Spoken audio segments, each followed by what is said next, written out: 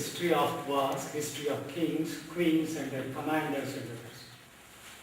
But these are the people who, right from hoary past, supplied elephants to kings, different kings.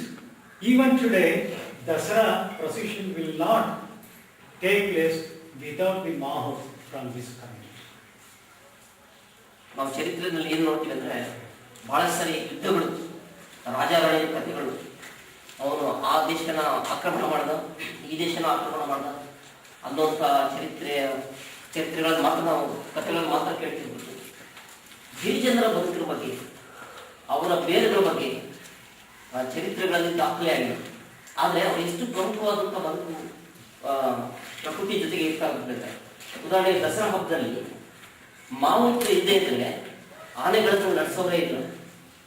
ಅಂಥ ದೊಡ್ಡ ಪ್ರಾಣಿಯನ್ನ ಒಂದು ಅಂಕುಶದಲ್ಲಿ ಇಟ್ಕೊಳ್ಳುವಂಥ ಚತುರತೆ, ಆ ಶಕ್ತಿ ಗಿರಿಜನರಲ್ಲಿ ಮಾತ್ರ ಇದೆ. ಅಂಥದ್ದನ್ನು ನಾವು ಗುರುತಿಸಬೇಕಾಗಿದೆ.